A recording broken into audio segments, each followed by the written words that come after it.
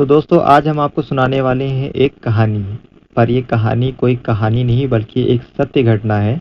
ये घटना हुई है उत्तर प्रदेश के बाराबंकी ज़िले में, जहाँ भूमाफियाओं के कब्ज़े में उत्तर प्रदेश सरकार की ज़मीन चली जाती है। वो भी कोई 1000-2000 स्क्वायर फीट नहीं, बल्कि 80,000 स्क्वायर फीट की ज़मीन, जिसकी कीमत इस टाइम लगभग 40 से 50 करोड़ रुपए है।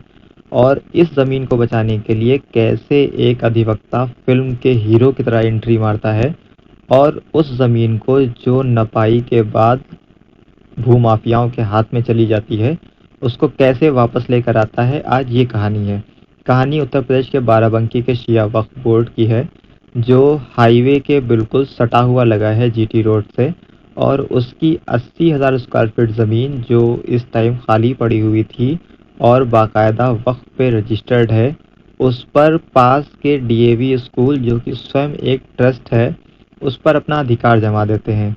अधिकार की बात आने पर उसकी नपाई कराई जाती है, और नपाई करने के लिए कोई छोटा मोटा अधिकारी नहीं, बल्कि खुद एसडीएम और कानून को लेखपाल और पूरा महकमा आता है। पूरा महकमा आता है, हाईवे से ज़मीन को नापना चालू करता है। ज़मीन को नापने के बाद जब वो फीता पूरी नपाई कर चुकता है, तब आता है एक नया मोड़।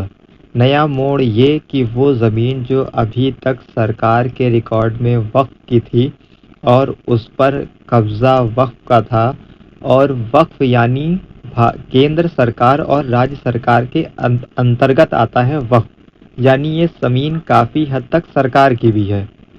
इस ज़मीन को इस तरीके से नपाई की जाती है कि ये ज़मीन पहुंच जाती है डीएवी स्कूल के पास। अब सरकार की जो ज़मीन डीएवी स्कूल के पास गई थी वो तो गई ही थी, आस पड़ोस के 40 मकान भी उस डीएवी स्कूल में पहुंच जाते हैं। जब मकान डीएवी स्कूल की जद में आ जाते हैं तो आस पड़ोस के घर वालों के अंदर दहशत का माहौल हो जाता है।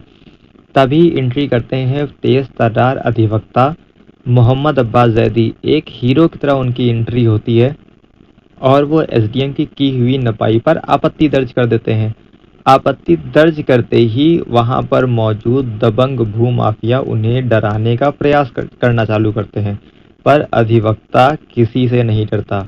वो एसडीएम साहब से ये कहता है कि मेरी ज़मीन कहाँ गई। वो कहते हैं आपकी ज़मीन तो इसमें निकली ही नहीं। जिस पर अधिवक्ता अपने कागज़ों को दिखाता है और उनसे कहता है कि जो मिन में और लोग थे, इनकी ज़मीन कहाँ गई। जिस पर एसडीएम साहब के पास कोई जवाब नहीं होता है, और एसडीएम साहब तुरंत अपनी बात से पलट जाते हैं और कहते हैं हमने कहीं पे भी ये नहीं कहा कि ये ज़मीन डीएवी की है। और आगे उनको कई बार धमकाने का प्रयास किया जाता है, और अभी हम आपको उस जगह का भी वीडियो दिखाएंगे और घटना स्थल पर जो इंटरव्यू मोहम्मद अब्बास जैदी का लिया गया था वो भी आपको दिखाएंगे। इसमें कितना निर्भीक होकर एक लड़का जो बिल्कुल नई उम्र का है, कैसे भूमाफियाओं के खिलाफ खड़ा हो जाता है अपने हक के लिए।